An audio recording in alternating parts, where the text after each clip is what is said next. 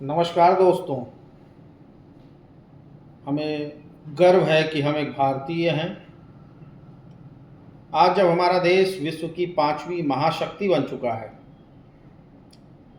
जब हमारे देश का विज्ञान चंद्रमा पर अपने नाम शुभ अक्षरों में सफलतापूर्वक अंकित कर चुका हो, जब हमारे देश की अर्थव्यवस्था सफलता के चरम उत्कर्ष पे पहुंच रही हो,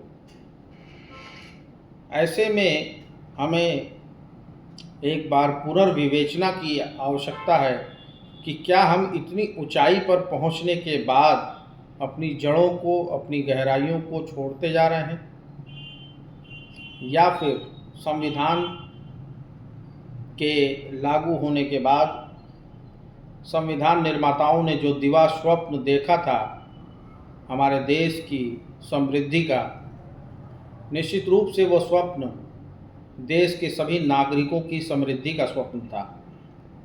देश या राष्ट्र प्राकृतिक संसाधनों से नहीं बनता। प्राकृतिक संसाधन निमित्त मात्र हैं। देश बनता है उसके नागरिकों से।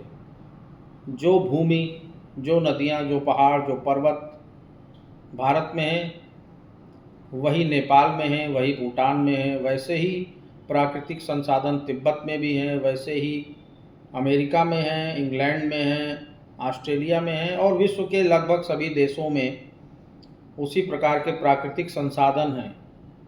लेकिन भेद है, सभी देशों में, सभी द्वीपों में, सभी महाद्वीपों में भेद है। और वो भेद है वहाँ की संस्कृति का, वहाँ के नागरिकों का, वहाँ के विचारों का, वहाँ के प्रतिनिधित्व का। हाँ, प्रतिनिधित्व का सबसे बड़ा भेद है। जब हम बात प्रतिनिधित्व की करते हैं तो समानता का विषय आना स्वाभाविक है। आज़ादी के पूर्व हजारों वर्षों से और आज आज़ादी के लगभग 78 वर्ष बाद, वर्ष 2024 में हम देख रहे हैं कि ऐसे प्रतिनिधित्व जो संविधान के लागू होने के बाद हमारे देश में गौरवशाली सूर्य की भांति चमकने चाहिए थे, उनका धीरे धीरे सूर्यास्त हो रहा है। इस पूरे विषय को उत्तर प्रदेश के एक बहुत ही मार्मिक कवि जनाब अदम गोंडवी साहब ने सामाजिक असमानता कुरीतियों पर कुठाराघात करते हुए हालांकि अनेक कविताएं लिखी हैं, ज़मीनी हकीकत हैं वो। मैं आपके बीच आज उन्हीं ज़मीनी हकीकतों के बहुत सारे पन्नों में से एक पन्ना आपके बीच रख रहा हूँ और हमें निश्चित रूप से पुनर्विवेचना करने में मदद मिलेगी कि क्या हम वास्तव में विश्व की 5वीं महाशक्ति बन गए हैं, जबकि आज भी हमारे समाज में असमानता, विशेष करके प्रतिष्ठा की असमानता बुरी तरीके से व्याप्त है। ऐसे करोड़ों नागरिक हैं जिनकी प्रतिष्ठा, जिनकी गरिमा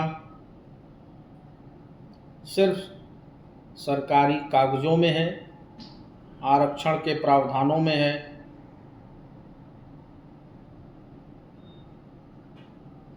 और लैंगिक असमानताओं में है। ऐसा नहीं कि ये असमानता का सिर्फ सामान्य स्तर है। इस असमानता के अत्यंत मार्मिक, विभत्स और क्रूर हिंसात्मक रूप भी हैं। उन्हीं रूपों में से एक रूप अदम गोंडवी साहब ने अपनी एक कविता के माध्यम से प्रस्तुत किया था। उसकी कुछ लाइनें मैं आपके बीच रख रहा हूँ। हमारे जीवंत बौद्धिक वैचारिक समाज को पुनर्विवेचना करने की आवश्यकता है कि इन 78 सालों में क्या हम जिन कलंक की काली स्याहियों को बहुत पीछे छोड़ने का दावा कर रहे हैं, उनसे हमारे हाथ आज भी काले नहीं हैं क्या? अदम गोंडवी साहब ने कहा, आइए महसूस करिए जिंदगी के ताप को, मैं चमारों की गली तक ले चलूँगा आपको। जिस गली में भूखमरी की यातना से ऊबकर मर गई फुलिया बिचारी एक कुएं में डूबकर, है सधी सिर पर बिनौली कंडियों की टोकरी, आ रही है सामने से हर खुआ की छोकरी। हर खुआ एक गरीब किसान है, उसकी एक छोटी सी बालिका है जिसका नाम इस कविता में कृष्णा है। अब मैं आगे इस कविता को प्रस्तुत कर रहा हूँ और अदम गोंडवी साहब कह रहे हैं, चल रही है छंद के आयाम को देती दिशा, मैं इसे कहता हूँ सरजू पार की मोनालिसा।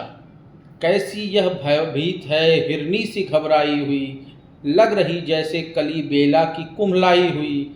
कल को ये वाचाल थी पर आज कैसी मौन है, जानते हो इसकी खामोशी का कारण कौन है? थे यही सावन के दिन हरखू गया था हाट को, सो रही बूढ़ी ओसारे में बिछाए खाट को। डूबती सूरज की किरणें खेलती थी रेत से, घास का गट्ठर लिए वो आ रही थी खेत से। आ रही थी वह चली खोई हुई जज्बात में, क्या पता उसको कि कोई भेड़िया है घात में। होनी से बेखबर कृष्णा बेखबर राहों में थी, मोड़ पर घूमी तो देखा अजनबी बाहों में थी। चीख निकली भी तो होठों में ही घुट कर रह गई, छटपटाई पहले फिर ढीली पड़ी फिर ढह गई। दिन तो सरजू के कछारों में था कब का ढल गया, वासना की आग में कौमार उसका जल गया। और उस दिन ये हवेली मतलब समाज के उस वर्ग का प्रतिनिधित्व कर रही है जो वर्ग अपने आप को सशक्त, ताकतवर, संभ्रांत मानता है। ये प्रतीक है हवेली। और उस दिन ये हवेली हंस रही थी मौज में, होश में आई तो कृष्णा थी पिता की गोद में। जुड़ गई थी भीड़ जिसमें जोर था, सैलाब था, जो भी था अपनी सुनाने के लिए बेताब था। बढ़ के मंगल ने कहा, काका तू कैसे मौन है, पूछ तो बेटी से आखिर वो दरिंदा कौन है। कोई हो संघर्ष से हम पाँव मोड़ेंगे नहीं, कच्चा खा जाएंगे जिंदा उनको छोड़ेंगे नहीं। कैसे हो सकता है होनी कह के हम टाला करें, और ये दुश्मन बहू बेटी से मुंह काला करें। कृष्णा से बहन सो जा मेरे अनुरोध से, सोच नहीं सकता है वो पापी मेरे प्रतिशोध से। पड़ गई इसकी भनक थी,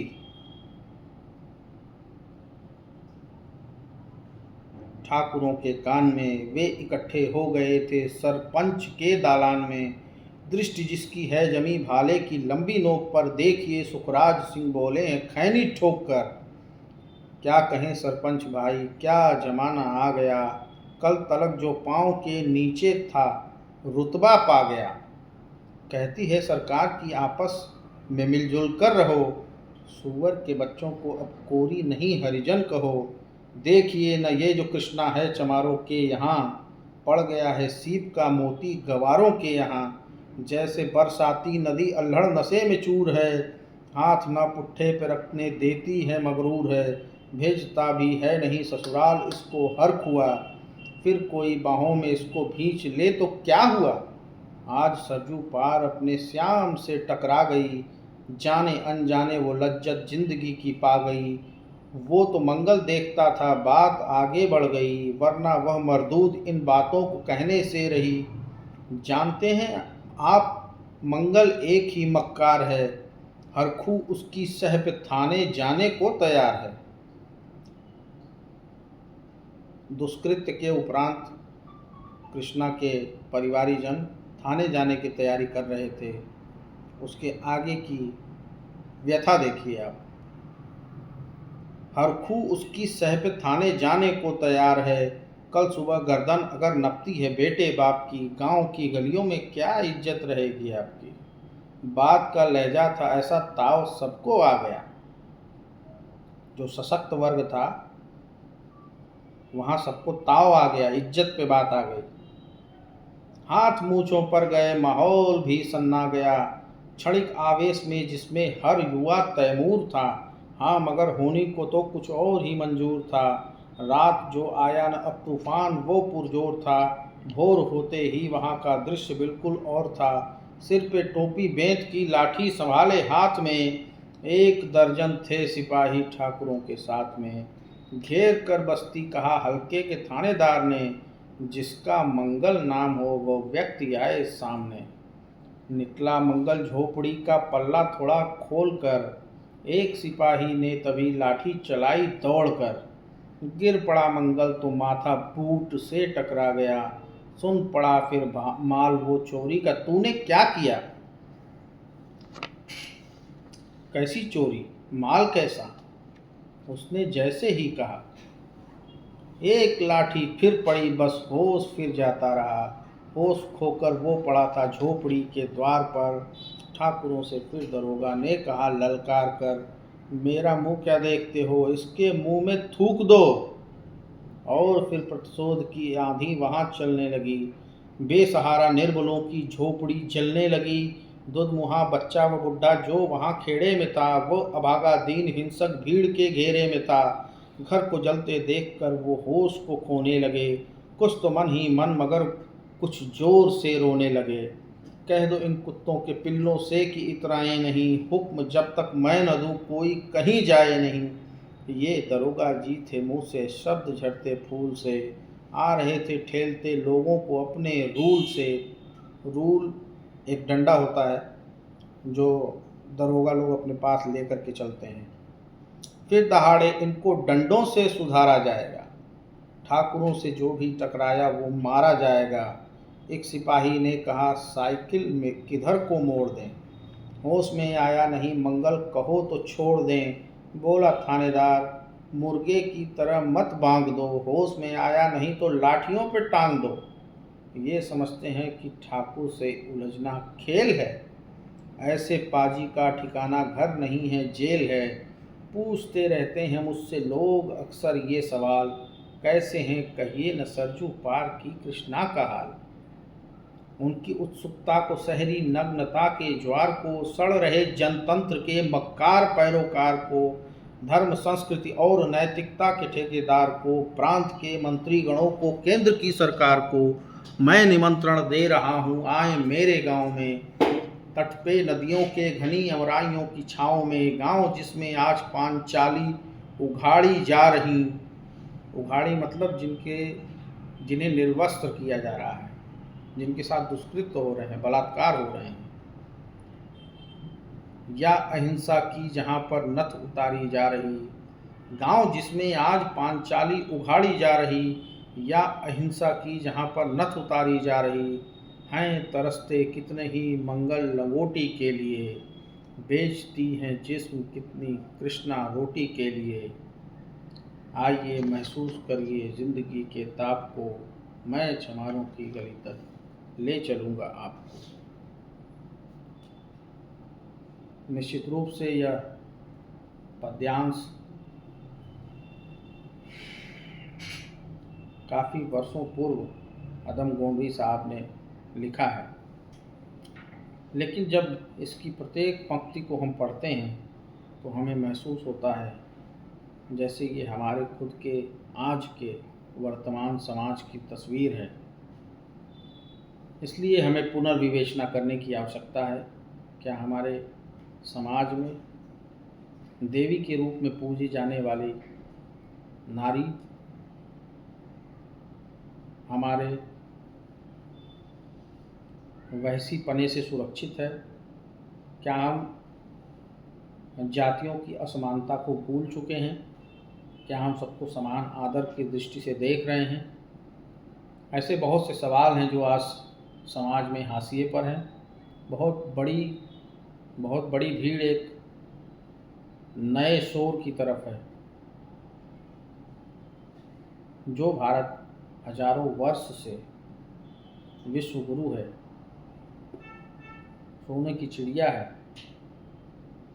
उस भारत भूभाग पर आज हमारा धर्म खतरे में है और उसकी रक्षा में करोड़ों लोग सामाजिक नैतिकता को त्याग कर वैसी हो चुके हैं।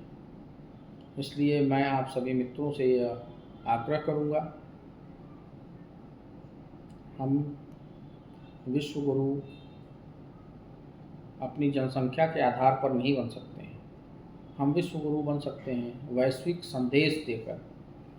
वो संदेश, सबसे बड़ा संदेश, असमानता को समाप्त करके ही दिया जा सकता है। जब जब भारत का वैश्विक पटल पर विश्लेषण होगा,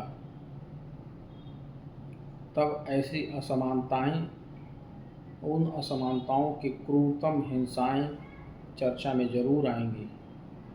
इसलिए हम पूरे समाज को बदलने की आपसे अपील नहीं करते हैं, किंतु अपने अंदर जो असमानता की गहरी जड़ें हैं उन पर आप मट्ठा डाल दीजिए।